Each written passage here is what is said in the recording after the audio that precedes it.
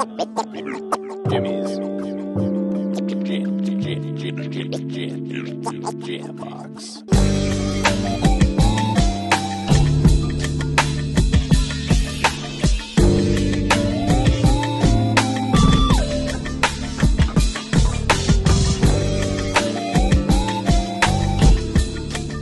Keep jamming. Hello, everybody. Welcome to another exciting episode of Jimmy's Jam Box. We're here. We're back at it again, and we're going to get on into it. But before we do, as always, please make sure to like, subscribe, push all the buttons, do all the things. You know, I don't know where they are, but you do, and I trust you. And with that being said, here's a quick word about our sponsor. Hibiscus, a lush and invigorating tea. Bright, tart, and a touch sweet. This passion-inspired blend is crafted with hibiscus, lemongrass, rose petals, cranberry, spearmint, orange, and lemon peel, and it's as heart-healthy as it is delicious. The Brothers Apothecary. Fine teas and remedies. All right, thank you all so much for watching. As always, shout out The Brothers Apothecary. Links down below. Go check them out, especially with the holidays coming up. You're going to want to jump on that. But now, let's go ahead and get on into it. Here is today's guest. What's poppin', everybody? My name is BrenBoy, B-boy style. Come on now. Hell yeah, thank you so much for joining us. Why don't you tell us a little bit about where you're from, what you do, give us that like Tinder profile of your involvement with music. Yeah, for sure. So I was born in Heidelberg, Germany, moved to the United States when I was a little kid. Okay. Grew up there in Southern Oregon, right on the border of Cali and Oregon, pretty much. Okay. And then came up here in 2008 and started rocking, moving and shaking in the music scene.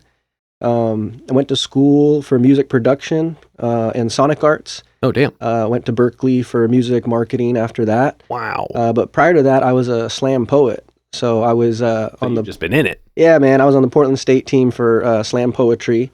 Took third place in the Northwest at the collegiate level. So I got medals around my neck like a college athlete, for slam poetry. So that's incredible. Yeah. Now, before we dive too much into that, what brought you here from Germany? Was your family like military or just like getting to a new place? What was that for? Yeah, so my dad was in the Army. Okay. So we lived over there. I came here when I was like 3, and I moved to Louisiana. Was the first place I came to when I came to the United States. And then from Louisiana, came up to Oregon, to Southern Oregon, and my mom just loved it. There was the trees, the river that goes through, the parks. It was safe. She's from Southern California, okay. as well as my dad. He's from East LA, and my mom's from Bakersfield.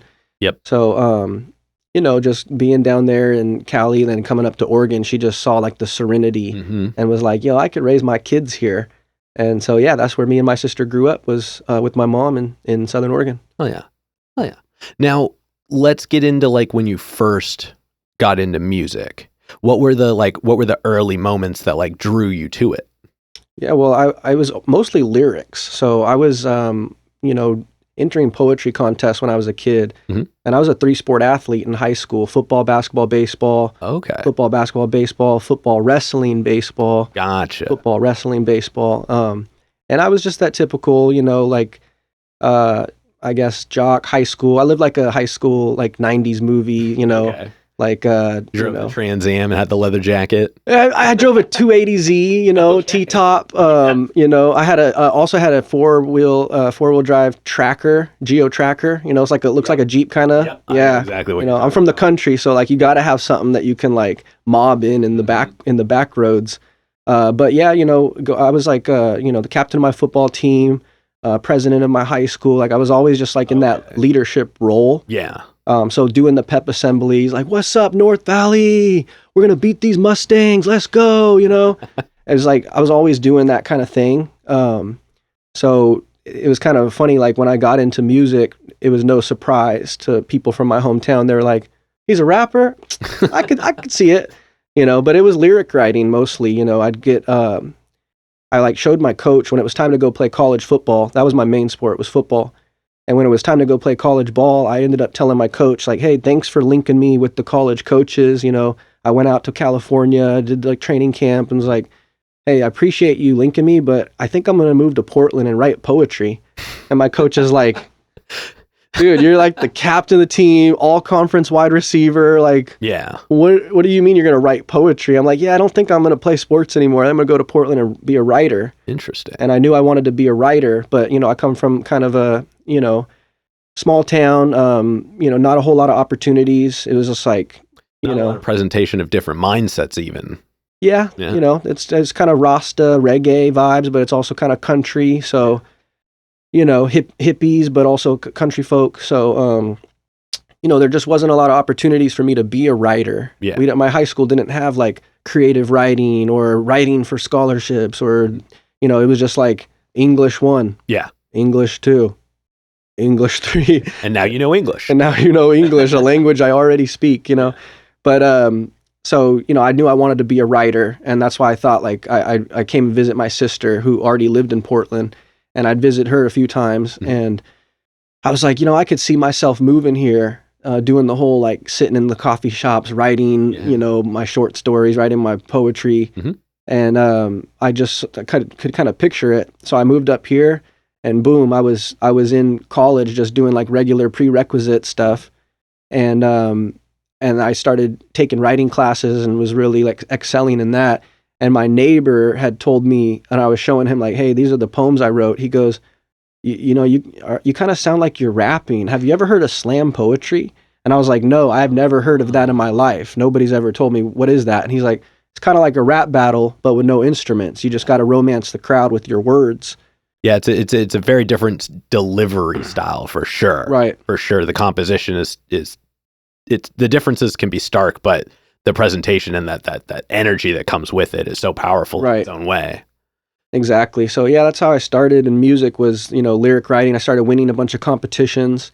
I was 19 with a bunch of medals around my neck. Like I said, I took 3rd place in the Northwest at the college level. And after that, I was like, I knew I wanted to pursue writing and I pursue music because it was like people kept saying, hey, I saw you downtown at that poetry slam. I heard you rapping. And I was like, no, I'm a poet. Yeah. And they're like, hey, man, aren't you that rapper? I'm like, no, I'm a poet. And they're like, hey, man, that was a really cool rap you spit. And I was like, thank you. Sure. Yes. Thanks, bro. Stuff can be two things, I guess. Appreciate it. So then I just, went to school for music production and put the bars behind the musicality.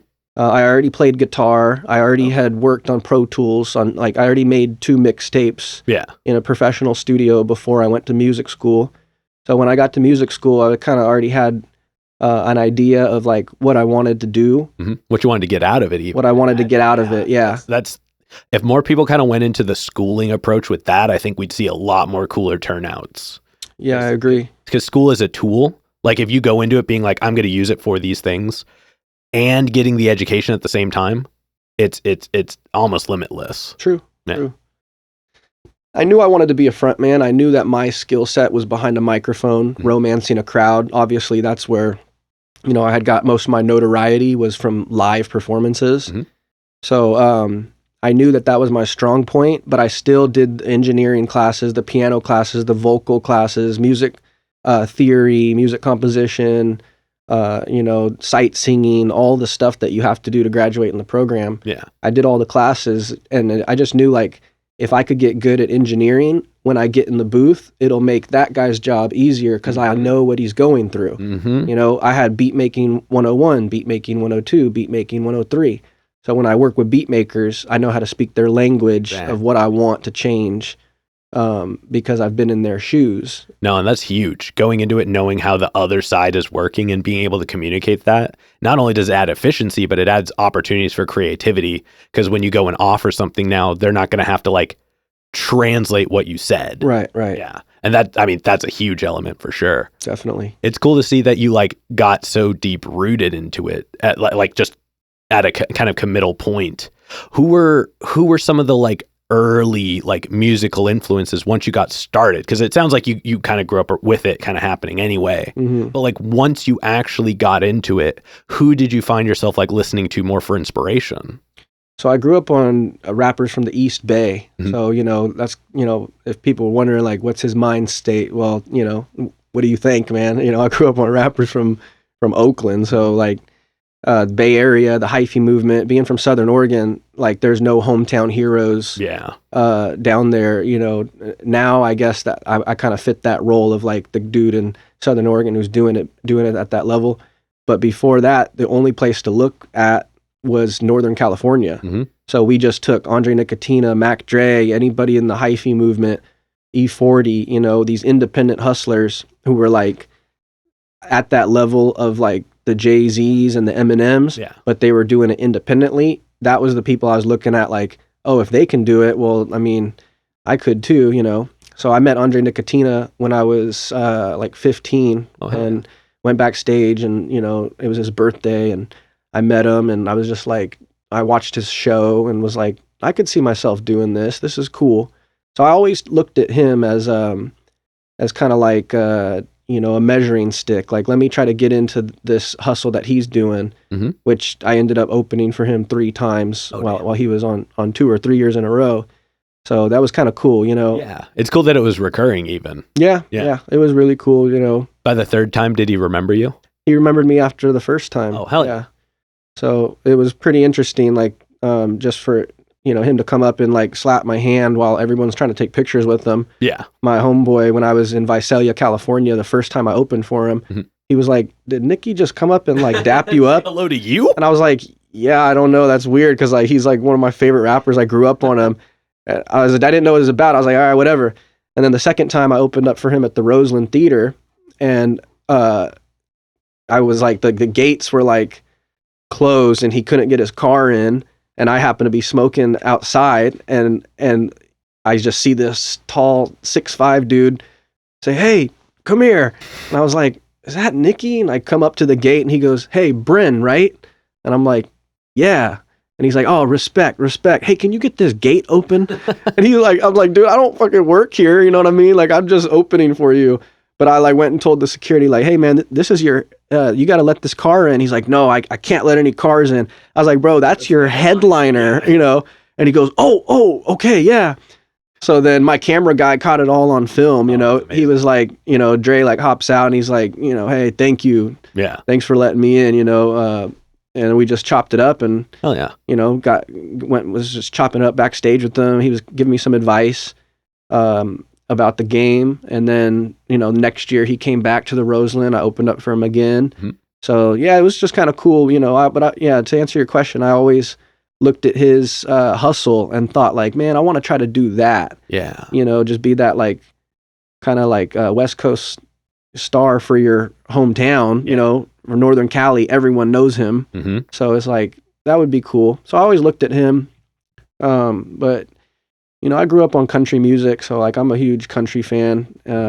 I like the storytelling and the writing of country, you know, like the stories that they're telling. I just, you know, I really appreciate that. But yeah, when I got into poetry, it was like Mos Def, Talib Kweli. Black Star album was the first record I ever bought. Oh wow, man! Yeah, respect to you, man. Framed on the wall out there. That's tight. Yeah, I was into that whole like Def Jam poetry thing, because these guys are like rapping, but it's just like spoken word, you know, and that was my style anyways. So yeah, those were my first inspirations right there. Oh yeah. All right, now we've got a couple more foundation questions before we get into the here and now. But these ones, they're ones we ask early, they're ones we ask often, and they're definitely crowd favorites. What was the first album you ever bought with your own money? Oh gosh. Man, I already admitted to liking country, man. Now I have to answer this one. Oh, wow. Oh boy. All right, so check it out. The first album that I bought was Backstreet Boys. I think it was the like Black and Blue album. Okay. I think that's what it was called. But the first CD I ever got for Christmas was In Sync. Okay. And so right after that, I got Backstreet Boys, you know, with my own money. And I remember I told my brother Ryan, we were like, I mean, when I say I'm from the country, man, I mean like not the Hollywood cowboy country. No, I'm from the backwoods. I believe it. So we didn't have a PlayStation. It was, we had like this stick that we had tied rope to, and we would tangle it up in a tree. Okay. And then we would spend an hour just untangling it. And that was like what we did for fun. Right, yeah. So I remember I'm sitting there untangling this string with my brother Ryan, and I told him, "Hey, I don't know what I want to do with my allowance money. Like, I either want to get a new skateboard or save up for a skateboard, or I want to buy this Backstreet Boy album. And he was like, well, let's think about it. Like, how many times are you going to listen to the album? And I was like, oh, if I get the album, I'll listen to it all the time, you know, because my friends at school, they listen to it. And I don't know all the words yet. So I want to, like, you know, learn all the stuff. You want to get there. Yeah. So he kind of, you know, economically, like, coached me and it'd be like, hey, this would be a good investment with your allowance. Go get that CD. Okay. And so I remember I went to Fred Meyer and got the CD. Hell yeah. So. Hell yeah. I mean, I think that's an acceptable first album. And surprisingly, not a heavily recurring answer. I would imagine. The majority one, I think you'll appreciate this. The majority answer is Eminem. Oh, yeah. Yeah, like if you go back and watch all the episodes, that is like 50% easy. That's it's funny. Incredible. Marshall Mathers LP or the Slim Shady LP? All of them. Like, depending on who you ask and where, like, they got into music. Because as you can imagine, we have a broad variety of age ranges in this group, or on the show. But yeah, it's always some form of Eminem or like the Marshall Mathers stuff. Occasionally, I've gotten D12. Okay. Which I'm just like, oh, that counts. Yeah, it does. It counts in my opinion. So yeah, so just a fun fact I thought you'd appreciate. Dude, I did go and buy the Marshall Mathers LP with my own money. There we go. But I was like a kid. Yeah. Like, I don't even think I had hit double digits yet. I was a kid. And I bought going to Fred Meyer's, you have to be 18 to buy the explicit version. So I got the edited version. And I'm listening to it at the Boys and Girls Club, like, every day in my Walkman, you know? And I'm like listening to it with my friends and stuff. We're all vibing out to the Eminem. And I remember I'm driving in my mom's Suburban and I told her, hey, I want to put in this Eminem CD. Oh, no. And she didn't know who he was. Oh, no. So she's just like, okay, you know. And she's just driving and we're always listening to music in the car. My mom's big into music. So we'd be driving. I put it in and she didn't even skip a beat, man. She just kept smiling. And then she literally said that, nope. She just kept smiling, and after it's an edited version too. She hit that eject button. She rolled down the window and frisbeed that bitch out the door. Yep. And she says, "I don't want you listening to that." And we just kept driving. Did she put on anything else after? I don't remember what she put on afterwards, but back then we listened to a lot of country. She's an 80s girl, so we listened to a lot of 80s music. I was just curious if she like let the ride sit in silence so you could think about what she did. I don't remember. She didn't like yell at me. I didn't get in trouble. She just said, nope. Yeah. Hey, I mean, you know, as far as parents could handle that situation, that seems like a pretty acceptable one. Yeah. In the realm of parents at that time. Yeah. Yeah. That being said, I get it. That, like, even censored Eminem was still Eminem. Yeah, it was still Eminem. Especially in his prime. Like, that was those were the moments where he was just like, I don't care what I say. I mean, he had a song that literally said, I just don't give a fuck. Like, he didn't. Yeah. He said whatever he wanted to. Yeah, that was definitely a lawless time. It was kind of a lawless time for music in general. Yeah. And he just took full advantage of it. For real. Full advantage of it. Okay, but we've got one more foundation one, and this stays in the same vein. But what was the first live show you ever went to? That was like the one where you saw was happening and you made it happen to go see it. Andre Nicotina. Hell yeah. Yeah, I was 15 years old and I went to Medford at this club called Vibes. It doesn't exist anymore. And me and my best friend Rob, me and him and Vince and Rob's older cousin Jamie, we all mobbed out. Oh, Josh was there. Yeah, my boy Josh, rest in peace. Like, we all mobbed out to Medford and we waited in line, and I was wearing this big ass G-Unit shirt. Okay. You know, that I got from my cousin in LA. I came back with all these like different clothes every summer. I'd go to LA, come back just geared up, you know, dipped. And so I was like, you know, feeling hella peasy and everything. Girls are flirting, and Medford girls are flirting with us, and we're just like, ooh, we're feeling real good out here, you know. And then we got like front row, slapped hands with him, slapped hands with Equipto. You know, met the promoters, like got the numbers, was like, oh, come to the after party. You know, it was just the whole experience was like, you know, 15-year-old kids just like, yo, we did that shit. And then we snuck backstage and got to meet him. And I'll never forget. He had two big booty girls on both sides of him on a black couch just like this. He had two big booty chicks next to him. And I won't say what was on the table, but just, you know, you look at the table and you're just like, you know, rapper refreshments. Yeah. an array of charcuterie. Oh my gosh. I'm talking like buckets of chicken, pineapples, grapes, every type of fruit was there. And I just like looked at like, yo, he gets catered Mm-hmm. and he's got girls and party favors. I was like, I could see this I could see myself doing this. Like, this is cool, man. Yeah. And so, yeah, that was the first concert I bought a ticket to, went to. Yeah, you got the full experience. Got the full experience. And yeah. yeah, I remember like looking up on stage being like, I want to do this someday. And then later ended up opening for him. So it's kind of like, you know. Yeah, very full circle. Yeah, full circle for sure. Hell yeah. All right, now let's go ahead and let's get on into you in the present day. And we're gonna go through some of the more key ones just as we would in the beginning, but we're gonna cover some of the other things that you do in the second half of this one. Cool. So first, let's talk about let's get the easy one out of the way. How'd you pick your name? So my dad always called me Boy. I don't think I've ever heard him call me by my name. Which my real name is Brendan Anthony Reyes. Mm-hmm. So you know, my mom would call me Brendan Boy. Hey, Brendan Boy.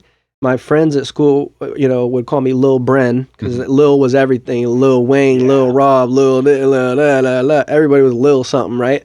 So I was Lil Bren. Or people just for short, they call me Bren. Mm-hmm. And then, you know, being that my dad would always call me Boy, my godmother calls me Boy. It was just, and my mom, Brendan Boy. I kind of just merged that together. It was like my friends call me Bren. My family down in Cali calls me Boy. Mm-hmm. So I'm Bren Boy. I really got it from the dirt. Okay. I only go home now to cop me some work. Hell Yeah. Hell yeah. And then in your writing process, so let's pick that apart for a minute. And we're going to start right at the beginning.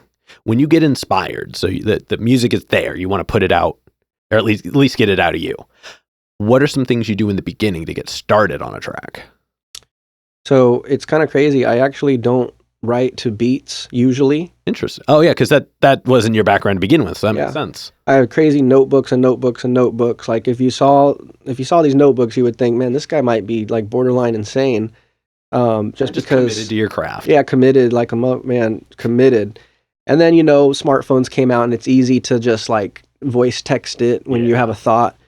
But really, I don't sit down and go, okay, I want to write a song. Let's sit down. All right, what should I say? Yeah. Let's think. I never think about it. I'd be living my regular life as Brendan Reyes, you know, doing my thing.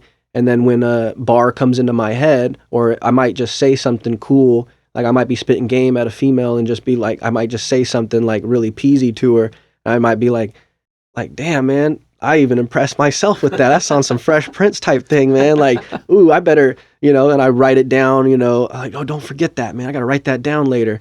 So just like, I'll write things down and it might just be like a stanza of 4. Yeah. And then later I'll read it back to myself and be like, it'll be like 1, 2, 3, 4. Oh, 5, 6, and there's the 5th one. I'll write the 5th bar. Mm-hmm. And then I'm just in the zone. Oh, write the 6th one. Next thing you know, I got 16 bars. Mm-hmm. And it's like, oh, I wrote that first idea of this verse, you know, 3 weeks ago. But then when I was reading it back to myself, I got new ideas to finish it. You got inspired by the word. Yeah. And then when I lay it all out, I might realize like, you know, bars 13 and bars 16 are blank, or I just didn't really like them, so I deleted them. Mm-hmm. So then I'd be looking at it like, okay, you know, margin to margin, it's like bar 1, bar 2, and then whatever ones are blank, those are the ones that I do think about. I'll be like, I'll just be rapping it to myself, and whatever comes out of my mouth, you know, is what I'm going to say.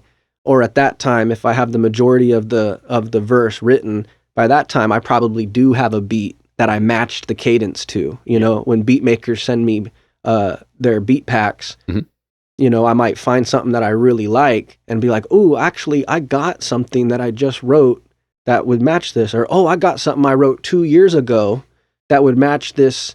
You know, if I really love the trappy hi hats on a beat, like, I might hear it and go, oh, I got a verse. Popo killing Earth, chilling kids, I tried to warn ya. Earth, children burning buildings, riots on the Kona. See in the backwoods, we stay strong. Fuck play, ahead of they all talk. Play like me, gotta walk that walk, trying to stop your shine when they tuck that Glock. I step. Damn, there I go, talk about guns again. Jack is after my funds again. Trying to get back to having fun again. You know, or if it's more like boom bap, like then I can do anything. I had this girl from Chihuahua, Uchiwali, she was hottie. 5 with the body. That's my type of party, you know? Yeah. So whenever I hear the beat, I just like pick an instrument and I write to that instrument. If I hear the bass line that hits me, like I'm like, ooh, that bass line is ooh wee yee. Then I'll be like, okay, I got a verse that will fit in line with this bass line. Okay. Or if it's the trappy hi-hats, then I'm like, man, the reverb on these is just so crazy. Then I just follow that instrument. Yeah. You know what I mean? So, and I just got verses on verses on verses that I've written that I know might match, you know, that cadence of the beat. Because if you listen to the beat over, like the beat's telling you what to say. Yeah. You know, or how to like. Well, I like that. I like that approach of latching on to an individual element of the song to like attach to. That I haven't heard that a lot, so that's a fun one. I'll try to store these little nuggets of information to share in the future. Yeah, so sure. That is a really cool approach. I really like that. Thank you for sharing that. But then once you've gotten a song put down, so you've written the song, you have everything you want to say, and you've assumably recorded it to the point where you can at least rehearse it. How long past finishing the song, at least in its form of rehearsal, how long does it take you to get to the point where it's ready to perform? I usually perform it after I release it. Okay. So that was going to be a part of the next question. So we'll tie the two together, because usually I ask what's the window of time for releasing a song, or how do you do them comparatively? So go ahead and just kind of take us through that whole process then. So my first single that I put out was Cantina Love, and I probably wrote that in like a span of 8 months, you know, because it was just, it was a storytelling song. Yeah. So I wanted the story to fit. It wasn't just like, you know, I'm just trying to rhyme words with other words and other words and other words, you know, and then some songs are like that. It's more so like, ooh, did he freestyle this? He's just like jumping over, but his flow, some things are more flow based, and some things that I write is more storyline based. So, you know, like Cantina Love, my first single, it took me about 8 months to write those, you know, however many bars is in there. Yeah. But then, you know, a song like some of the songs I've written recently, features that I've done, I'm working with a dude named M. Illa, and he sent me the beat already done. He's a singer. Yeah. So he sent me the instrumentation, his vocals, and then he left 16 bars. And then he sent me another song, you know, all of the vocals, and then a blank 16 bars. Yeah. So I just like, one day I'm just cleaning my house. I'm listening to songs that are like reference tracks that kind of sound similar. Yeah. And then all of a sudden, as I'm vacuuming or sweeping, I'm like, ooh, I got it. Yep, there it is. And then I go straight to my room. I'm just, you know, in a pair of Jordan shorts or pajamas, whatever, just walking circles in my house, catching the beat. And then I'm like, oh yeah, I know exactly what to say. And I knocked the first song that we're doing together, I knocked the whole thing out in one sitting. Hell yeah. From like midnight 30 to like 3 a.m. Yeah. Second one, same thing. I start like 2 weeks later, I started it at midnight. You know, I blinked. Next thing you know, it was 3 a.m. Yep. And I'm like, oh, all 16 bars done. Time to go to bed. So I just wrote those in one sitting like it was nothing, you know? Yeah. So yeah, it just depends on the song, and then other songs, I might hear a beat that I really like, and then as I'm catching the vibe to it, I might pull up my phone and just scroll for ideas, and I'll find something that I wrote in 2018, and I'll be like, ooh, I'm gonna start this with this, and then the second half of the verse, or maybe the second verse, I wrote, you know, now. Yeah. So you hear a song, you're like, oh, when he said this, this, and this, is he really living this? Like, dude, I wrote this shit when I was like, you know, this is like 4 years old, like, but they don't know that. Yeah. I'll give you an example. My song, I'm From Oregon, which is one of my most popular songs. I'm from Oregon. I drink my coffee, smoke my reefer in the morning. I rolled 2 J's up and then I domed them. And when I'm done touring and performing, send me back to Oregon. Mhm. That chorus I wrote 11 years ago. Okay. But I happened to be in traffic going across the Portland Bridge, and I pulled out my phone and I just said it. I was like, I'm from Oregon. I drink my coffee, smoke my reefer in the morning. Posted it and went viral. Boom. Some porn star on TikTok reposted it. She's from Oregon. Yeah. Can't remember her name, like Carmen Carnella or something like that. Cameron Carnella, something like that. She, was drinking coffee, smoking, and shaking her ass, and she posted it, and boom, next thing you know, I'm just like going viral. Mm-hmm. And so just that chorus with no instrumentation was a hit.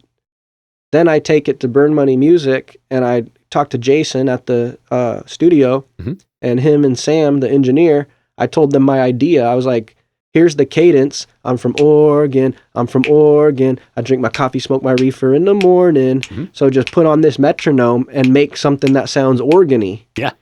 And then once you give me that beat, I think I recorded all of the lyrics a cappella.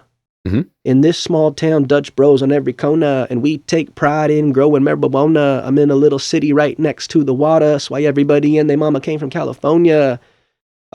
I recorded everything because I knew where the beat was. You knew where it all needed to be. I'm from Oregon. In this small town, Dutch bros on every corner. I already locked into it. Yeah. So it's like, as a musician, they could do whatever they wanted. I gave them the freedom to produce it however they wanted, whatever they thought was organy. Yeah. So it was like the instrumentation flows to my lyrics versus me flowing to a beat. Interesting. And that actually, like I said, I like to reference approaches. There was a band that was on here a little while ago where they talked about how they approached a song by writing the drums entirely first.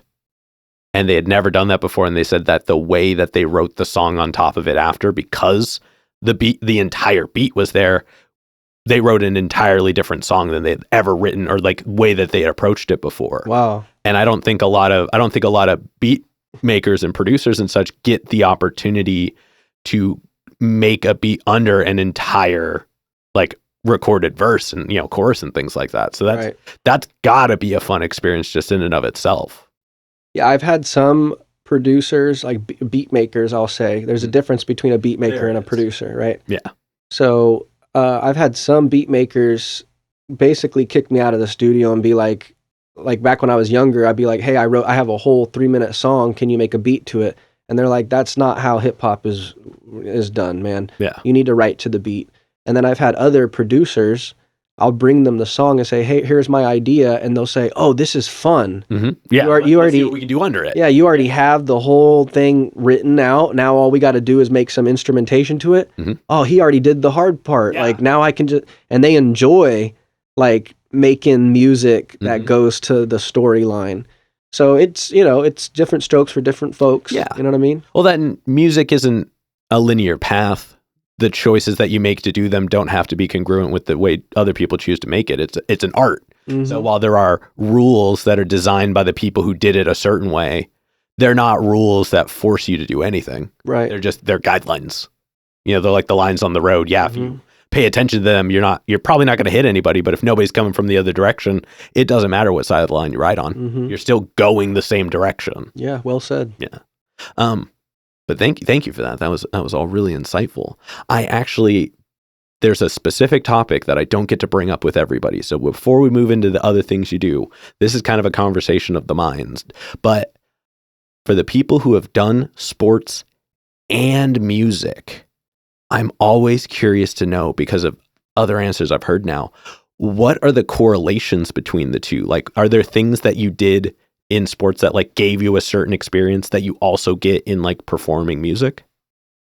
There is, and also like it's completely different. Yeah. Because like every sport that I've done, as long as I put in the reps and practice, you're eventually gonna you can find yourself starting or making varsity as a sophomore. Exactly. It's like I worked my ass off. I hit the weights. I did all the things. I obsessed over it. I thought about it. I visualized it. So yeah, of course, when it comes time for tryouts, they're going to say, oh, this guy's good. I know he's a sophomore, but let's bump him up to varsity for this one position. Well, yeah, you showed up prepared. Yeah. And music is not really like that. You can be the best. Some of the best rappers I've ever met are right off the stoop.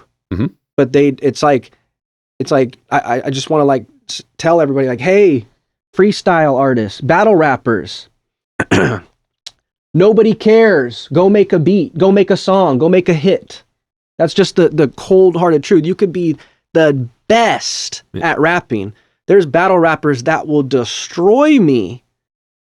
So, you do you have a studio you go to? Do you know how to like quickly make this song? Can you put it out and then go market it? Mm-hmm.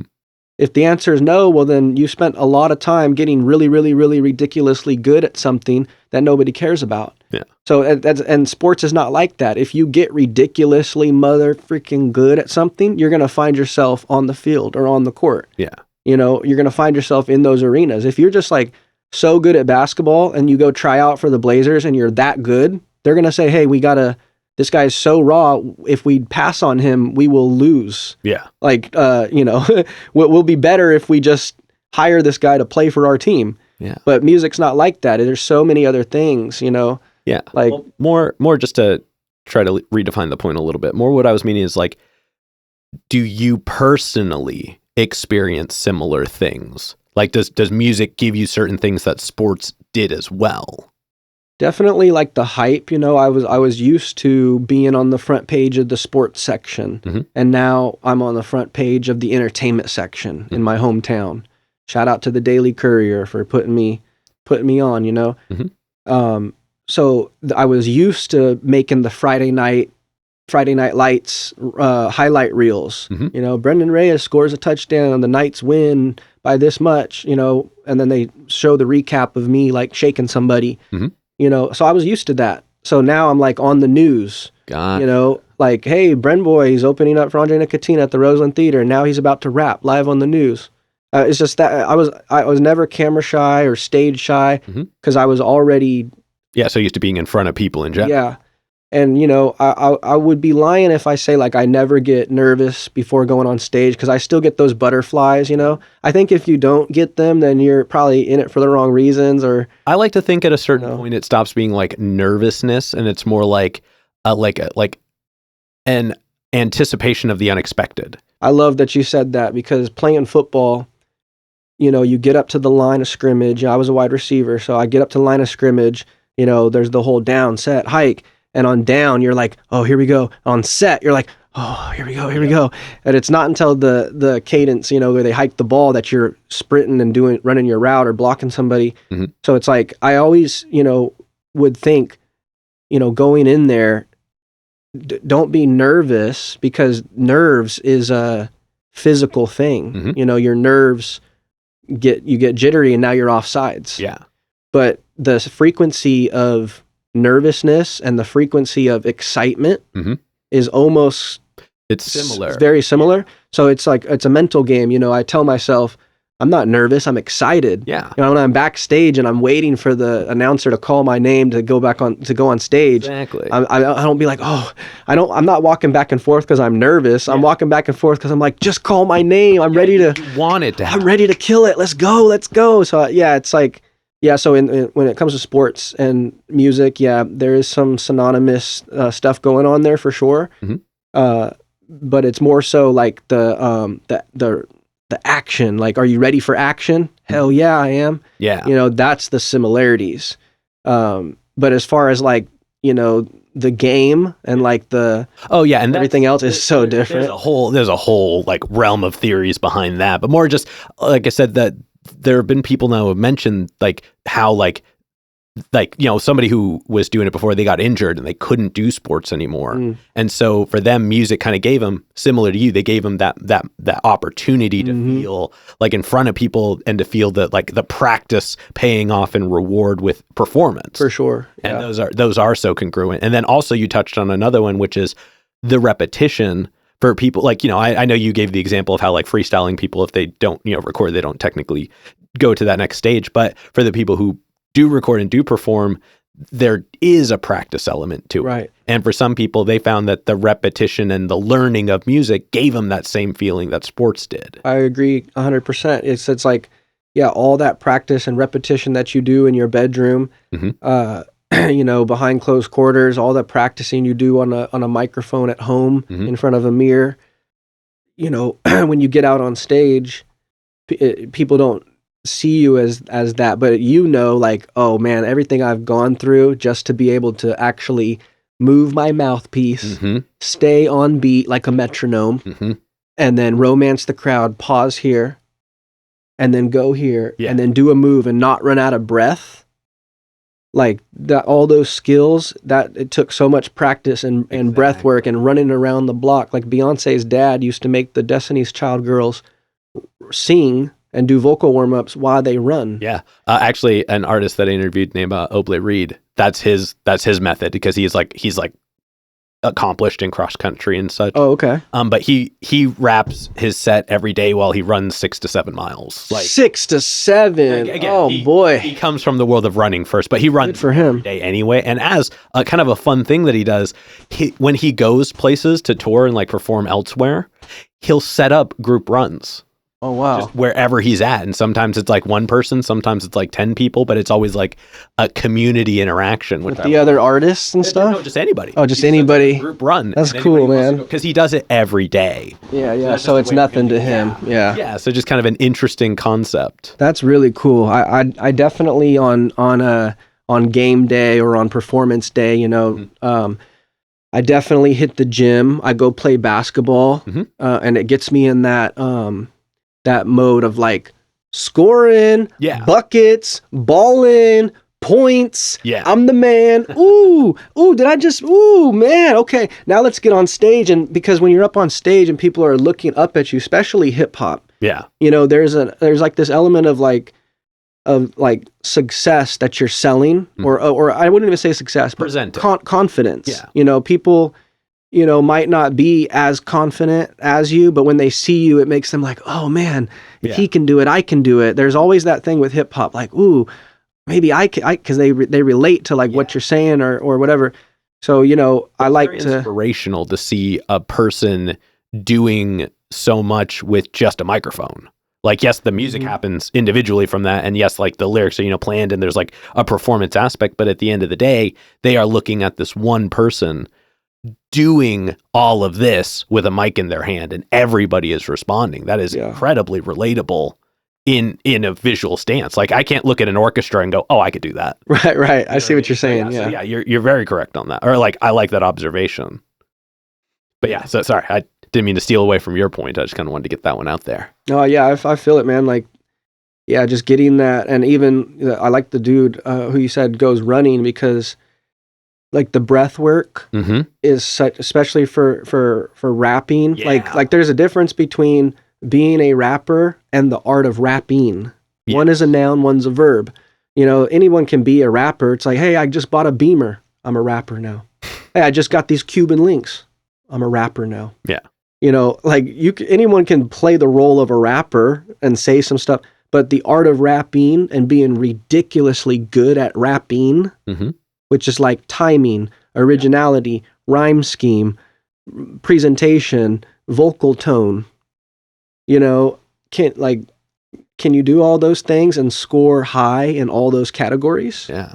Like if somebody were literally judging you, you know, can you score high in those? Or are you just a guy, like a model, like, I'm at the club getting dough,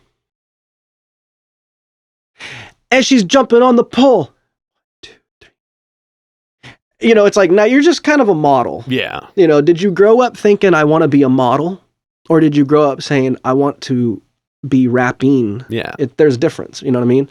So the art of rapping, it is like a professional athlete. Yeah. You know, it's an athlete, like doing all this with your mouthpiece and not running out of breath.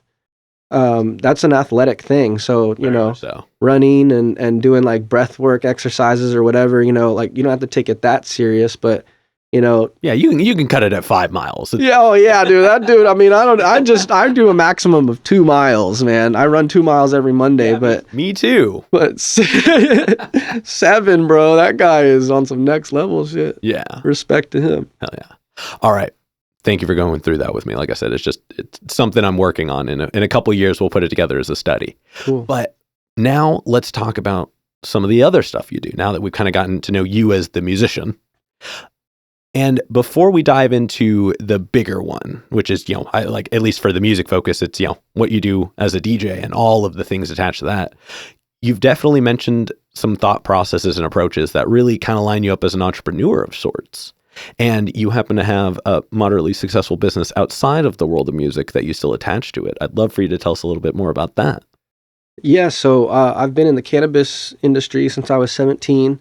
Back before it was, even an idea of going legit in Oregon. Yeah. Like I said, I come from Southern Oregon, so I come from, a family of growers, friends who grow. So the cannabis has always kind of been in my life. But I made a song called Blueberry Pancakes with my boy Baramand. He's the producer on the track, and it's just me and him on all the instrumentation, all the production, and me on the vocals. So we made this song Blueberry Pancakes, and the chorus was like, I need them blueberry pancakes wrapped in something tight with a little bit of syrup on the side. So I ended up making a merch product, blueberry weed, wrapped in something tight, a joint paper, with syrup on the outside, caked in keef. So it was like a dipstick, is what they call them. I threw them hoes in like a science test tube type of thing, like a doob cork stopper. Yeah, with a cork stopper, a little doob tube. And I hired some like graphic designer from Portland State. She was like the top of her class, and I hired her to make the logo and everything. So I took that, went and got the stickers printed, and I did everything myself in-house. Either my cousin Kai would do it, or I'd have like a girl who I was, messing with, put her to work on it. And like we were making these out of my apartment, out of my townhouse. And I was selling batches of these as a merch product for the song. It's like, hey, I got the song Blueberry Pancakes. I got this merch product, Yeah. I either got $20 t-shirts or $20 joints. It's like, take your pick, what you want. Yeah. And so I just saw Blueberry Pancakes as another merch product that goes hand in hand with the music. But I had put a QR code on the sticker. So, it's like these $20 joints. It's like, yo, these are getting me like, ooh, wee, this is like, whoa, this is something. It's not just a joint that you bring to a party, baby. This is like the, whoa, okay. And all my stoner friends who are like connoisseurs, they were like, Bren, this is the real deal. Like, you actually did it. Hell yeah. And so I was really proud of it. And I went through batches of these and then got noticed by Natural Roots, which is an extraction company based in Hillsboro. They have pretty big distribution here in Oregon. So they reached out to me and said, hey, we like what you're doing with mixing the music with the product, by yourself. How would you like to make this into a cartridge? So I was like, oh, I would love that. It's been my dream since I was younger to go legit, right? So I linked up with them. Got to design the packaging myself, got to contribute, I got to go smell the terpenes and everything. So they have a really great facility out in Hillsboro. And what they do is they redefine the cannabinoids, separate the terpenes, and then they add the terps back in to get the perfect ratio of like the flavor, so none of it is like flavor additives. Yeah. It's like all straight up cannabis. So it's just, and it's cured resin. So the way that it's processed is very like high quality, and people taste it and they're like, wow. And that was important to me. I wanted the reaction that I had for people smoking the joints. I wanted that same reaction with the cartridges. I wanted people to say like, I'm like really, really stoned, but I also kind of want to go play disc golf or I'm down to go skateboard. Yeah. Let's go play ball. You know what I mean? So, or let's go record music. So yeah, it was cool working with them on just making like the perfect product that still represented my brand. But it was their product, their facility.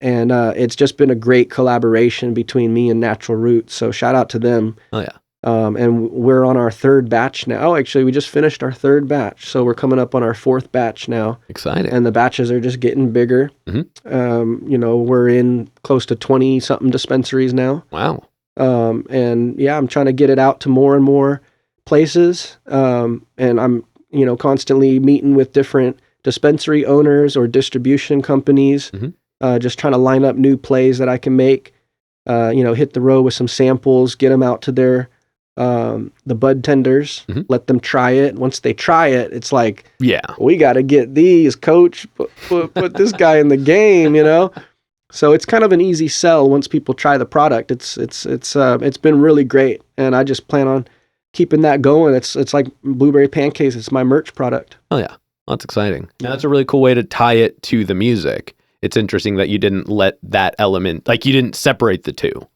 Like a lot of people are like, oh, this is the me side of this. This is the other me side of this, but they're two things. So it's cool that you found a way to blend the two so organically. Yeah, there's this line, Nipsey Hussle. I really liked what he was doing. He was putting QR codes on his T-shirts so that when people were buying merch products, he would get the record sale.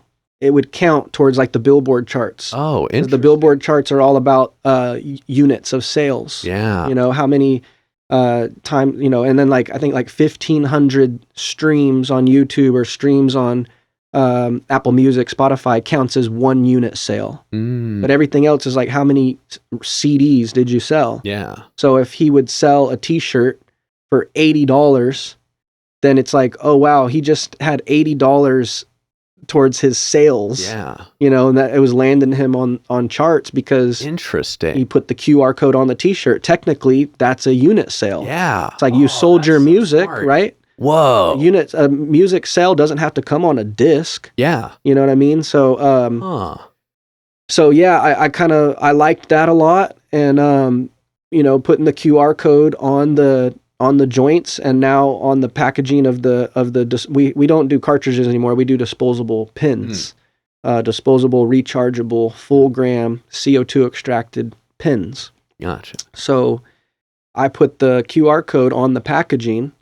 And boom, it's scanning, going straight to my music, the music videos, the live performances of Blueberry Pancakes, the Spotify page, it's just going straight to the music. Yeah. So I kind of double dip, but I remember hearing a Nipsey bar.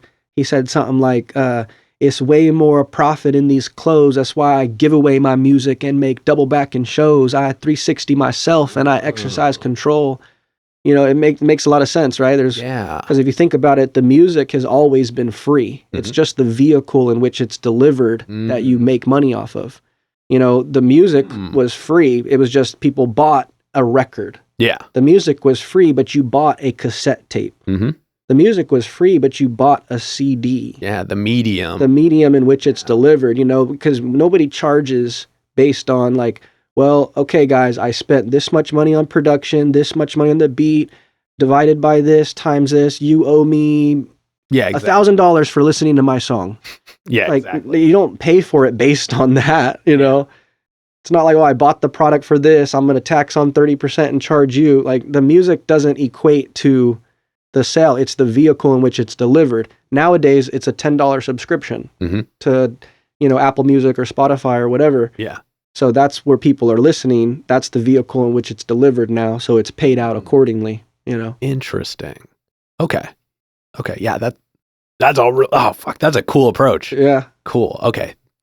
All right. Thank you for going through that and for telling us a little bit about your business. For sure. But I saved this portion of it for last because I kind of want to hear the story of progression that led up to this. So as the DJ, first of all, do you go by BrenBoy as the DJ name as well? Yeah, BrenBoy is that's my name everywhere. Smart. Yeah. How did you get into DJing? Because clearly we can tell how you got into being a rap artist because lyrics have literally been your thing, like words and such. How did you get into DJing, and what led you from first getting into it with what you do now with KBOO? So right after music school, part of the program is they want us to do an internship somewhere. Oh, so you got placed. So I went up to Washougal, Washington, and I worked. Shout out Washougal. Yeah, Washougal. I was interning at a recording studio that my beat making teacher, he was my beat making teacher and my rhythm training teacher. His name's Sean Trail. He's an amazing producer. but he was also, a professor. He was going for his doctorate's degree at the time wow. for music. So it's like, high level production and just really smart dude. He had a studio and he needed 2 interns. So there was 3 of us that were like the top of our class. And 2 out of the 3 of us got internships at his studio. Hell yeah. So it was interesting, we'd be up there and we would be doing stuff that he'd want us to do. But then when he would, go do some paperwork or go take a nap or go do whatever he needed to do, we'd be in the studio alone. So we made songs, me and my boy Skylar, we ended up making like songs for me. He would produce it. I would be the rapper. And I was just like, man, this internship is cool because I get access to a studio. I get access to their resources. Yeah, kind of like what I was saying earlier with the school. Like exactly. Having the opportunity to utilize tools that are outside of what would be your general realm, that there's so much benefit in that. So much benefit. And you're not getting paid for it, but at that, in your starting phase of your career, yeah, but you're definitely you're saving money by using equipment that's well out of your reach. I mean, if you have a U87 at your disposal, just whenever instead of like an SM58, right? Like your vocals are going to sound incredible once you get good. Dude, I'm so glad you said that. The U87 is my favorite microphone.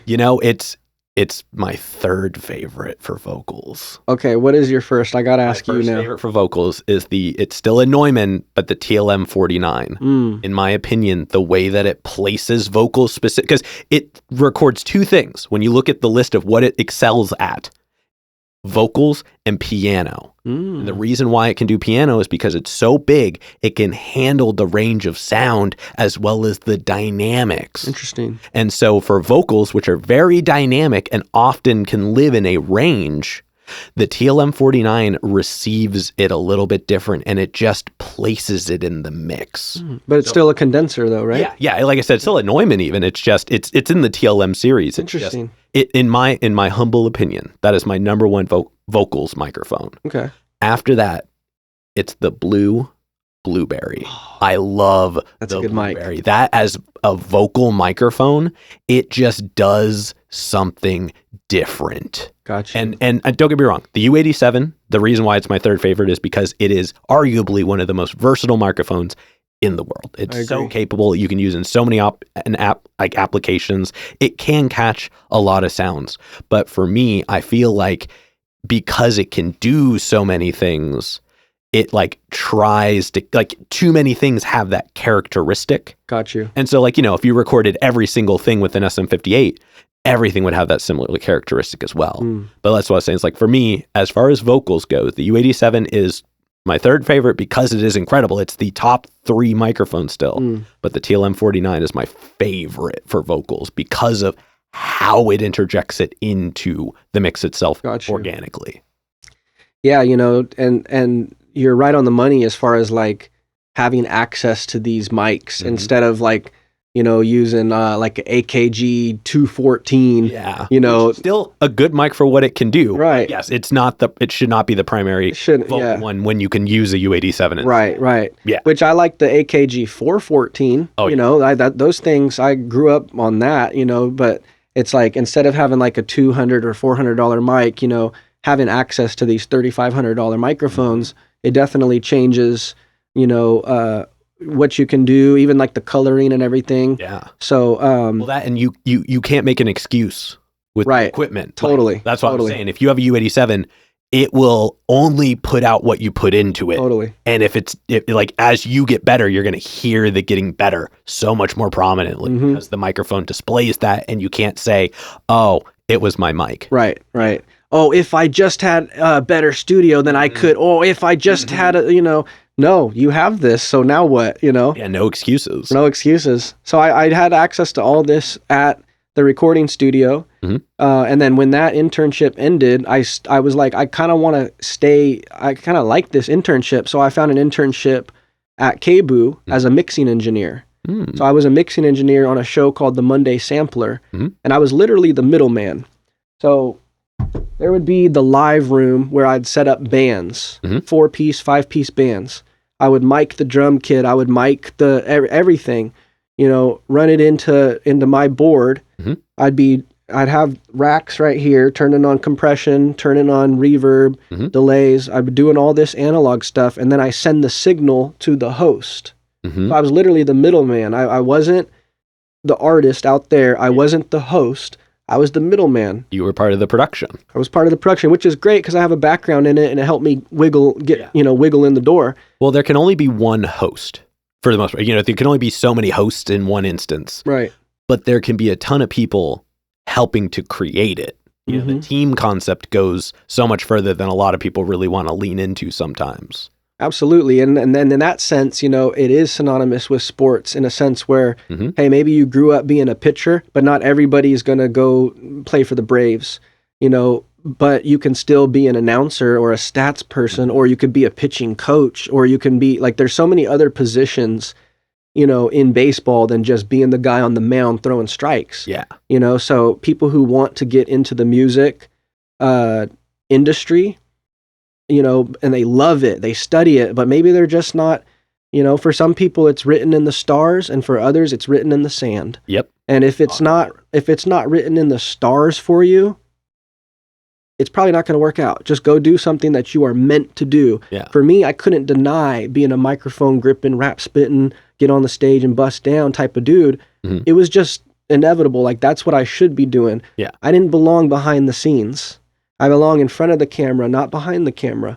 Although I have a background in production, it was just inevitable. I just kept, everyone was just like, dude, you belong up there, instead of back here. So I was like, okay, let me play my role. And so I remember I was doing the engineering thing for a while, and I went to Mike Crenshaw, who was the station manager at the time. And I had slapped a program proposal on his desk and slid it across. And I said, hey, Mike, this is how my show, Rip City Basement, is different. Here's how it's going to contribute to the Portland music scene. Here's what it will bring to this station. But here's the thing. I know that there's a year plus wait in line to become a host. Yeah. Nobody at KBOO wants to give up their show. They've had it for years. They want to keep locked in. They don't want to give up. If it's their show, they want to keep it. Yeah. And I said, look, I don't want to wait for a year for someone to slide out, for me to apply to slide in. Yeah. So, I wasn't this rude about it, but I did. Yeah, you're paraphrasing. I did say, I either want a show here or I can take this to your competitors down the street at X-Ray. I already have an inn. They're right across the street from the school I went to. Yeah. On Alberta, Killingsworth, over there. I went to school right there. Their radio station's right there. Let me just walk across the street and I'll take this program over there. Yeah. But I'm going to broadcast a show called Rip City Basement, bridging the gap between hip-hop fanatics' demand to hear technique and today's electronic obsession. And it's going to be big, and people are going to gravitate towards it, and I'm going to serve an underrepresented community that doesn't get enough attention anyways, and I'm going to help them get on the airwaves. Yeah. So, and he appreciated, how assertive I was about it, and he's like, okay. He said, I'll tell you what, in two Saturdays from now, I'm going out of town. You can substitute for my show. And if it goes good, we'll see what happens. Okay. My very first show, we had just under 2,000 listeners. Wow. We had a live studio audience. We had people reposting it. It was just a big deal. So he said, okay, hey, look, obviously you got the juice. So he said, he ended up leaving the station and handing over his slot to me. Oh, wow. So it was every other Saturday, or the first Saturday of every month was my new slot. And it was a big show. Like I said, I got a live studio audience. Yeah. I got 8 guests coming in, guest DJs coming in, interviews, playing music.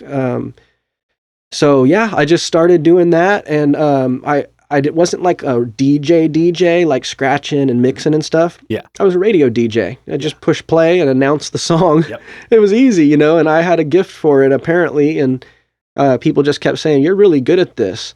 And I'm like, yeah, but don't get it twisted. I'm a rapper. You respect the bars, man. Yeah, I know I'm playing your shit, but that I do this too. Yeah. Right? So it was like, I didn't really want to become that radio guy. Yeah. But I just happened to be so good at it that people kept coming to me saying, hey, can I be on your show? Yeah. Or, hey, can I submit my music for you to play? And I'm just like, I guess. So next thing you know, I've interviewed over 500 people, either touring artists or local artists from the Pacific Northwest. Yeah, which is a huge number. Huge. Incredible achievement. Yeah, it's been, thank you. It's been really fun, because I learn a little bit of what their pain points are. Mhm. And I say, okay, let me peep that. Let me see, I kick game back and forth. I see what they're doing. I might have some insight Mhm. at the industry level, or I have some connections, and I can hear like, oh, they need this and I got it. Oh, you need press? Oh, say less. I got that. Oh, you need a campaign? Oh, let me call my boy right now. So it's like I started making friends with the guests that I was interviewing. And next thing you know, I was playing so many different artists' music. I was interviewing so many people. I just became that dude. And then Dina B, who was the urban music director and hip hop coordinator for 19 years, she passed the baton to me because she saw what I was doing, and I was bringing in a lot of black and brown people. And, she originally wanted a black female to take her place because, she just was, kind of like, power to the people type of thing. She wanted to keep that going, but she was seeing like what I was going through. I would do blog posts online and stuff. And she was like, I think even though he looks white, he's half Mexican, he's born in another country. Yeah. Like you had the commitment. Yeah. I mean, like clearly your tenacity and your desire and your interests kind of show past, that prerequisite that she was looking for, because passion exists outside of the realms of those things at a certain point, Very well said. Yeah. So I think that just shows a testament to the fact that you were already doing that if she felt comfortable enough to pass that to you. And I felt like it was a huge honor too, because everybody knows her from the old school Portland, to like now the new school Portland, right? People knew like, oh, she's been holding it down in that position for a long time, so why'd she choose you? And then it's like, she would tell people like, hey, don't judge him, go check his player folder. Yep. You go see what he's really doing. And sure enough, I'm bringing in so many different artists from the urban community and giving them chances where they can't get that chances in the high-rise glass buildings at iHeartRadio or at Alpha Media Company. I'll go to iHeartRadio, I'll go to Alpha Media take those meetings, jump on as a co-host, but they're not going to let an ex-gang affiliated person smelling like reefer come into their building at midnight. I will. Yeah. You're really that good at rapping? All right, just so you know, we got locked doors and double locked doors and cameras everywhere. Like I always feel safe there, but I just have that open door policy of like, hey, if you're really dope. Yeah, if you're about the music. I want to interview you. If if you want the help, come through. Let's go, man. It's a party. It's the basement party, baby. Let's get down, And I never cared about anything of like social status or numbers or following online, how many Twitter followers, how many IG followers. I didn't care about any of that stuff, which is what some of the major networks, you kind of have to be popping for them to play you. You have to bring stats. Yeah. That they have that aspect in mind. Exactly. So, that's how I became that. And another thing, not just the stats, but it's the money. Here's how commercial radio stations work. They gotta play all the most poppin' music because their sponsors, like McDonald's, they want the bulk listeners to be tuning in. So the majority listeners will tune in if you're playing Drake and Ariana Grande and Justin Bieber. Yep. So that's how their station makes money. So the only way that they're gonna let some nobody come in is if you come with that bag. But here's the thing, you can't pay a radio DJ, it's called payola. You can't pay a radio DJ to play your music, it's illegal. The government owns FM terrestrial frequencies. So they're saying, hey, if someone's getting money to play it on this channel, you better sock it to my pocket before you do that, So you're not able to do that, but the way they get away with it is by paying for commercial space. And I'll give you an example. Rowdy Rich, The Box. Mhm. You know, Yeah. pull up the whole damn seal. I'ma get lazy. Mhm. One of his lead singles off of his album, Please Excuse Me for Being Antisocial. Mhm. His label, Atlantic Records, paid upward of $500,000 for commercial space, Mm. right? So the commercial sounds like this. Yo, what up, Portland? It's Rowdy Rich. My new album, Please Excuse Me for Being Antisocial, just dropped on all streaming platforms. Go check it out. And they play a little sample of The Box. Mhm. All right, Portland, be cool. What song do you think they're going to play next? Yep. Probably The Box. Yeah. So you're not paying for them to play your song. You're paying the media company that owns the radio station to play your commercial on all of their 200 frequencies that they own. You're paying for commercial time. But when you hand them $500,000, or the entry fee is actually $250,000. Yeah. So if you got $250,000, you can achieve a 8 to 12 week campaign. Interesting. So boom, you're coming in and paying for commercial space. Yeah. And you say, here's $250,000, here's $500,000. I hope you like the song good enough to play it. I hope your DJs will play the song. Yeah. And if they don't, blacklisted. They're going to tell all their label friends, hey man, I paid this one media company X amount of money and we didn't even chart on the Billboard charts. How messed up is that? Yeah. And so boom, like it's like a wink wink. Yeah. You know, like I'm paying you for commercial space and I hope that you play the song, but I can't pay you to play the song. So hopefully your DJs like it. And then their boss is like, hey, here's the songs you're going to play 20 times today, 30 times tomorrow, 50 times the next day, until the numbers get so high that you're charting. Yeah. And then boom, one single charts, the album sales pay for that campaign within the first couple months. Wild. Huh.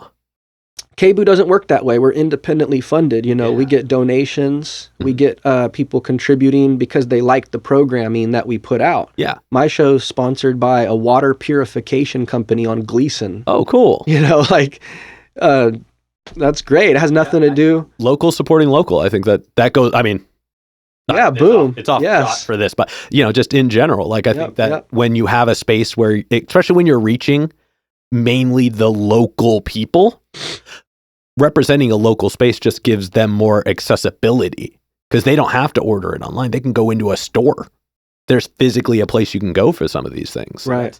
I think that's kind of the better way to go about it anyway. I agree, because going about it that way allows me to play anybody that I want. I'm the DJ. It's my 2-hour slot. If you send me a song and I like it and it's at least mixed and mastered to a certain parameter, if it's just like terrible, like the low ends are just right in the red line, like, dude, I can't play this. Or if you're talking about something like you're like slandering my audience, like the people who listen, and you're like talking bad about them, like, I can't play the song, man, you know, send me a different one. It's cool though that there's a different type of benchmark that's not rooted in like success. Like presentation of music is important. Like especially people who put music of others into the world, there has to be a standard of quality. I agree. Like that, you know, be aired all over and be shared with everybody. Like the early version of the show, it was a radio format. I would pick out 14 songs a day, an album a day, my friend said, and I love that. That's cool. But that was like, it could be any style of music, it could be any approach, it could be any this, any that.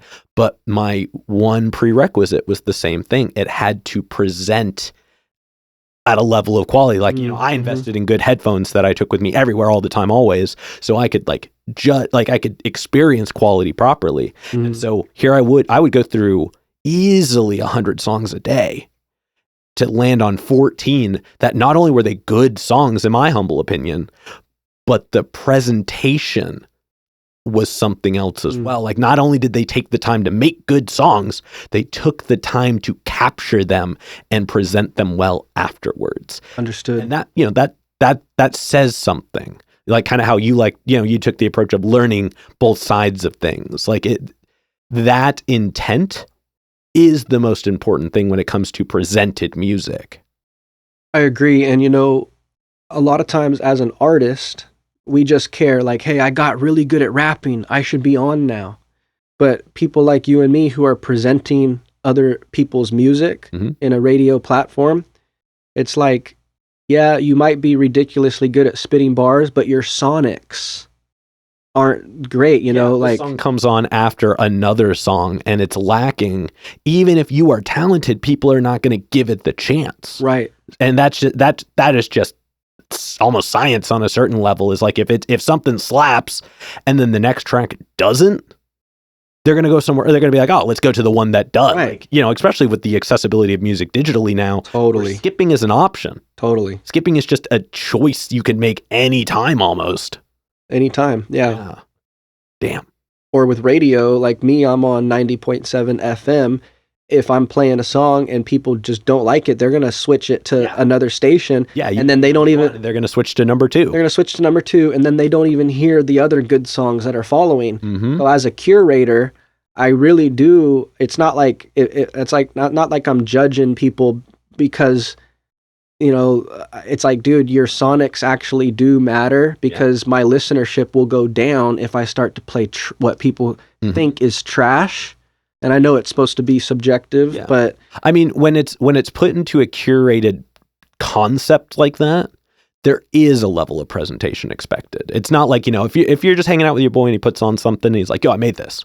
Of course, that's the place. That is the spot. That's where you would present that. But when it comes to something where it's a limited window of time with a design in mind, intent has to be included. Like it has to be important, just if not for the sake of you chose to do it that way. So if you suddenly just started going off in this other direction or like putting on stuff that didn't equate to everything else, it would feel less solidified. I agree. Yeah. But again, like you said, that doesn't undercredit the music itself, but presentation has to be a thing in a platform that presents. Absolutely. Yeah. Oh yeah. All right. We definitely ran on that one for a while. Thank you for going. Actually, yeah, I mean, I had some other questions I was going to omit just because I didn't want to like change the direction too much, but you covered a lot of it. So I really appreciate that insight. Right on, right on. But now we're going to move on to the final portion. And these are all hypothetical questions. So these are all like a lot of what ifs and ifs, you know, like literally sky's the limits because all the questions are made up and the answers are too. All right. But I'm very curious. Usually this first one is to like the get you started on the concept. I'm actually very curious to know your answer. If you could work with any one person who is currently alive, and it doesn't have to be a musician per se, it can be anybody who is currently living, who would you work with and how would you want to work with them? You know what's so crazy is I would say Tiffany Gaines, who I'm already working with. I'm already signed to her label, SS Global. She's my mentor. You know, we jump on regular calls and talk for an hour at a time, and she laces me with game. You know, so it's like I kind of already have that dream person. Like every artist wishes, like, man, I wish I could get signed to a label, but still keep creative control, but still have help navigating those waters. Yeah. Well, I've found all of that. And I got to say, you know, shout out to Tiffany because she's been the one person that I listen to that has helped me elevate to the next level of what I wanted to do. Oh, yeah. And, you know, she, you know, has a lot of influence in hip hop in general. You know, she helped launch Neo's career. She helped Nipsey Hussle in his beginning stages when he was working on All Money and Entertainment. You know, he was using his street money to do stuff, and she was like, hey, here's the game. Like, why don't you just start your own label instead of signing to a major label? Why don't you just have your own label and then partner with a major label to get distribution or to get publishing? You know, you don't have to sign directly to them. You know, handle your own stuff. And so she's taught me to do that as well, and you know, kind of take matters into my own hands. And you know, there's just so many like ideas of like, okay, what do I got to do next, or how do I get here, how do I get there? And us artists, we don't always have the path laid out for us. Yeah. So for me, I don't necessarily have like a dream artist I wish I could collaborate with. Yeah, we could go down that road, and Well, that's what I was saying. I could like, say, that's what I was saying. Like, oh, sorry, I didn't mean to cut off your answer. no, I feel you though. Like, yeah, just like we were saying, like it doesn't have to be a musician. Yeah, just You know, anybody, and the person that I dreamt about meeting, the type of person that I always wish I had on my team, I've been presented with her, and I signed to her a couple years ago. hell yeah. And so, yeah, I would say like the dream person I want to work with is Tiffany, and I'm working with her. And from here, it's just, how far do you want to take this and how quickly do you want to move? Oh, She has access to everything that I want.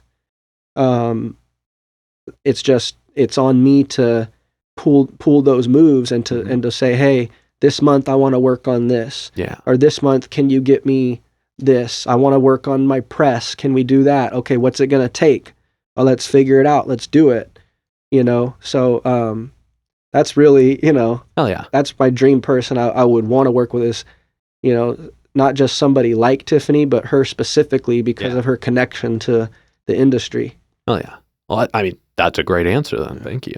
And then subsequently, and these always fall together, who's a local artist that's recently been put on your radar that you haven't gotten to connect with yet, but you would like to? That I haven't gotten to connect with. Yeah. I feel like if they're on my radar, I'm connected with them. Fair. And yeah, I mean, I imagine as soon as you find out about them, you'd probably try to connect with them as well. Or vice versa. They've been, I don't do a lot of outreach. Fair. I've been on the radio been around long enough. Yeah, for 7 years. I think I did outreach like season 1. But after that, it was just, there's so many people that want to get on the show, or they want to run a campaign with me, or they want some of the things that I have access to. So it's like, hey, when you're ready, you know who to holler at. Let's go. So I don't know. Actually, yes. There's 2 people in mind that I really do want to connect with that I haven't yet. Okay. And we know each other online. They might. You're pretty well known of in general.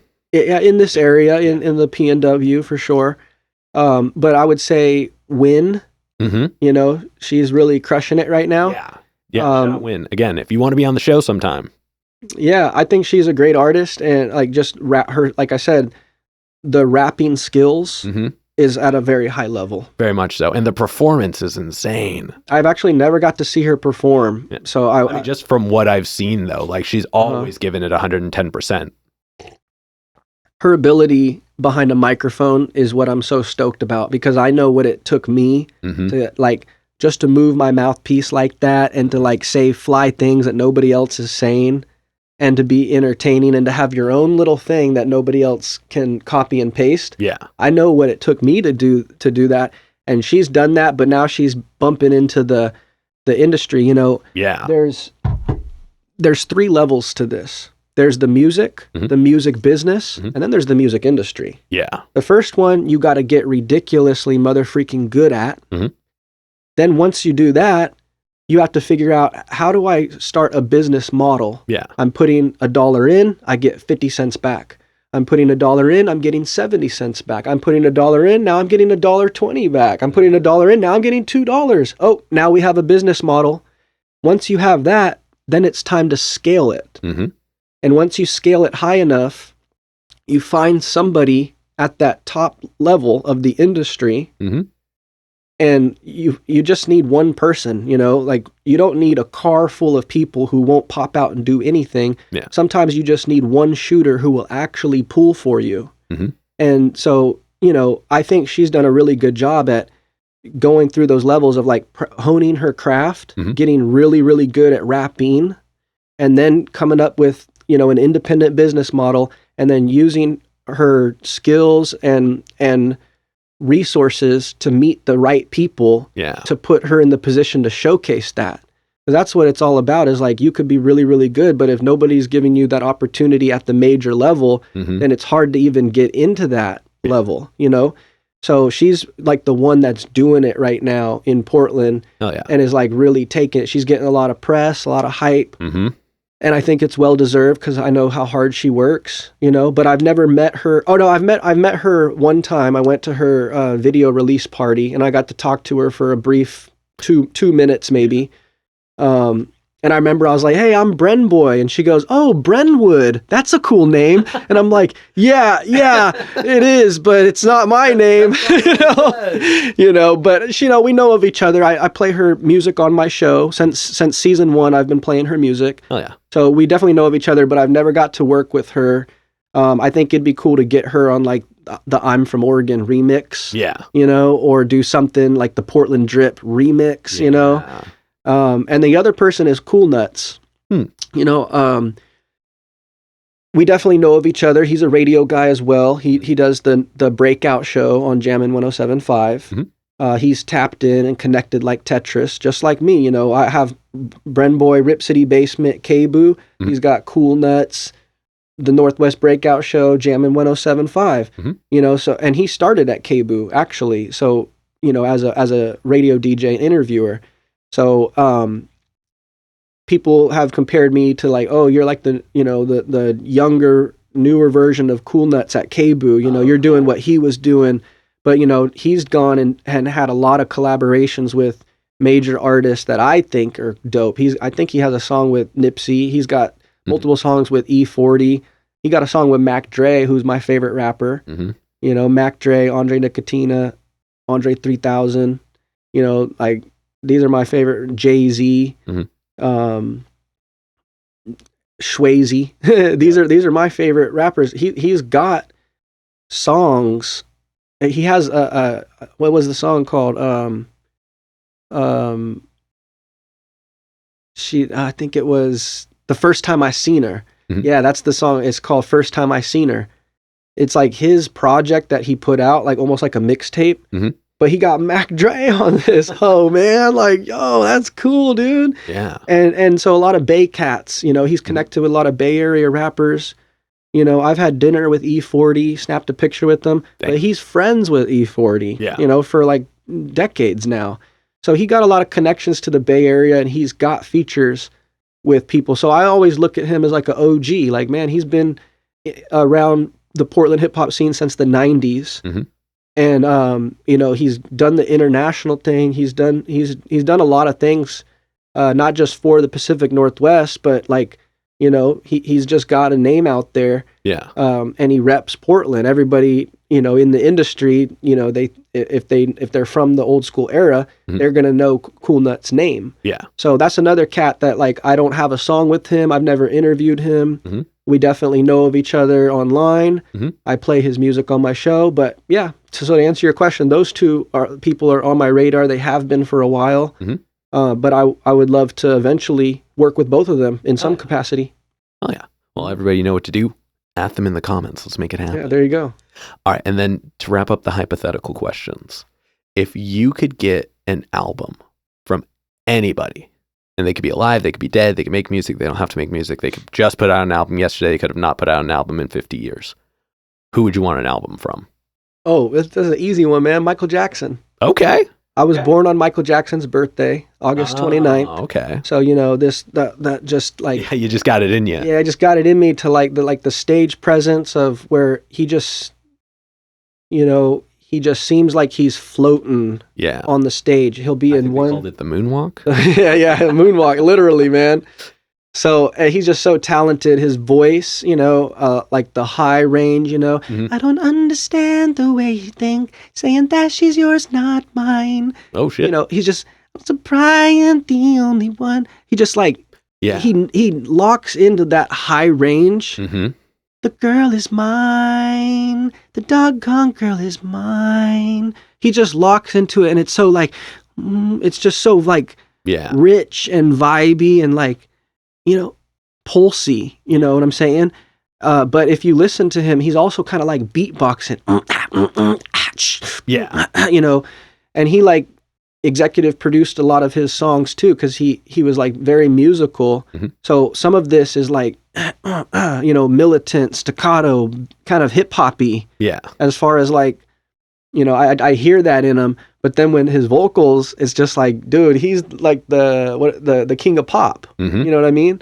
So, you know, I always thought that he was amazing. I didn't even know that we shared the same birthday until I was like 22. But growing up in high school, I was always like doing the dances, you know. My mom, like I said, big 80s chick, so she always was playing Michael Jackson. I have like the Jackson 5 albums on my wall. I got Michael Jackson Bad on my wall, like his records, you know.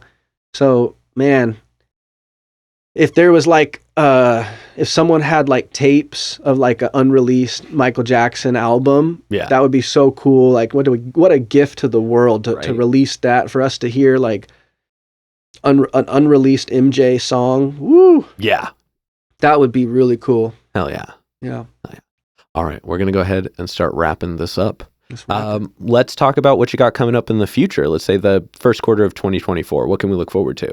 You know, I'm going to be DJing at a lot of nightclubs. So I have a residency out in Gresham at a place called Mr. J's. Oh, hell yeah. It's a great nightlife spot out there in Gresham. Mhm. And I be doing that every Friday night. I bring, Rip City Basement, the basement party. Mhm. Let's crank up the bass and dance, baby. Hell yeah. And then, I have my set too. I go up, I grab the mic and bust, some songs. But it's a party environment. I invite other rappers to come out, grab the mic and do a couple club bangers and then go drink, and we just party and we're just playing, like, man, I love to party. Let's just get the vibes going.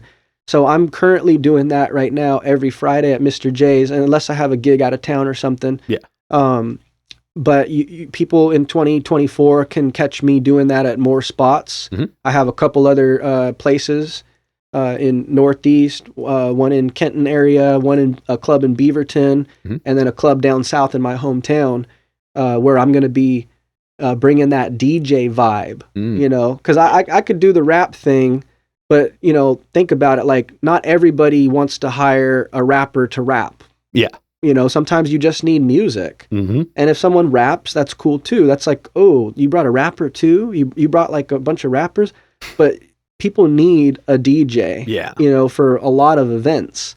So being that I've already been on the radio for 7 years DJing, Mhm. it's easy for me to take my equipment out and go play live gigs, and still do that same like Rip City Basement party vibes. Yeah. So yeah, people can expect me doing the club thing a lot more Okay. versus just 20 to 45 minute sets of me rapping. Yeah. You're gonna see like 4 to 5 hour parties Mhm. that I'm hosting, and I've done a lot of showcases where it's a night of just acts, Yeah. but this is more about me DJing, getting people dancing, Yeah, getting that vibe going. vibe going, baby. So yeah, from here to Cleveland to Las Vegas, those are the places that I'm going to be traveling to in 2024, Oh, yeah. and kind of breaking into other markets as a vibe setter. Oh, I love that. Yeah. That's exciting. All right. And then for this next one, go ahead and look at the camera and tell everybody how they can find you. What's up, everybody? You can find me. Please go follow me on Tinder. You check me out there. But hey, BrenBoy 503, B-boy style. Come on now. BrenBoy 503 on Instagram. BrenBoy 503 on Snap Cheesy. BrenBoy 503 on the TikTok. On YouTube. Everywhere like air, you're going to find me. BrenBoy 503, B-boy style. Come on now. Hell yeah.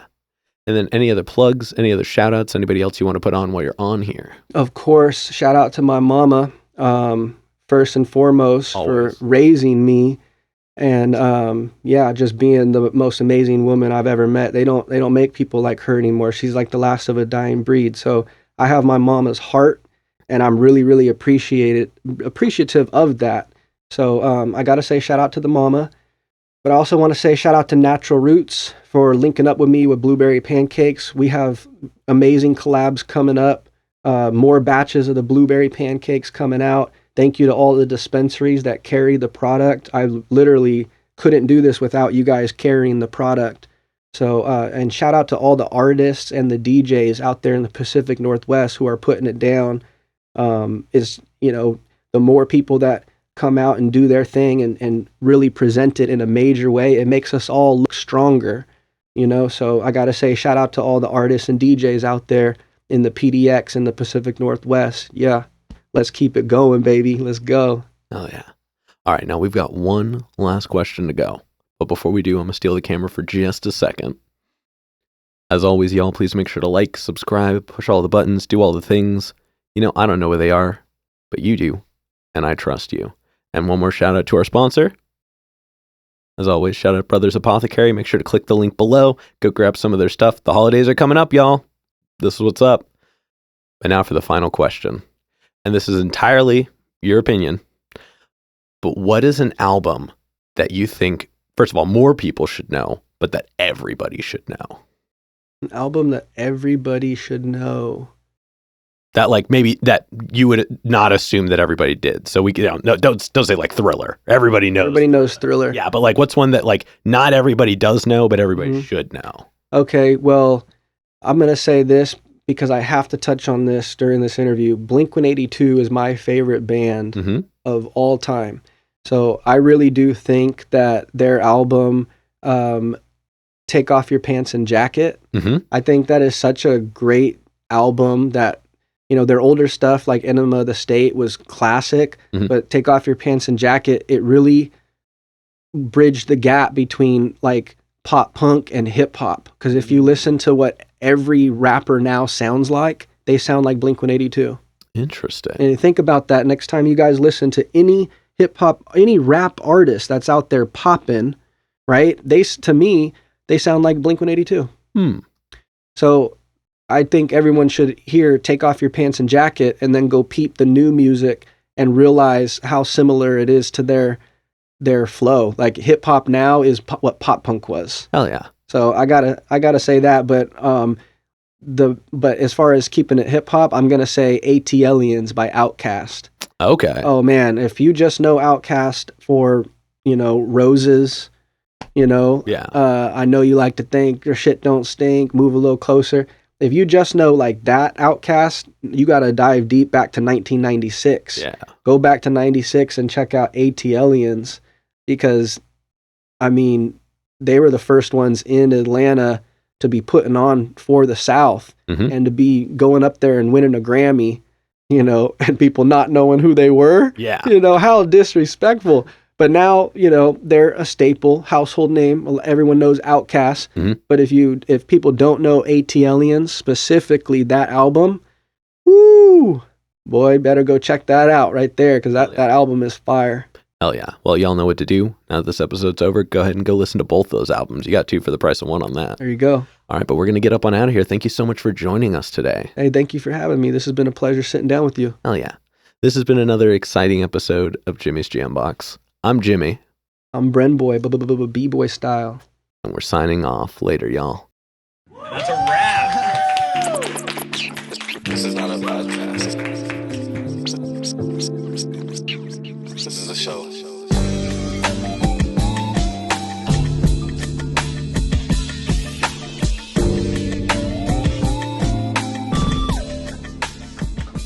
Keep jamming.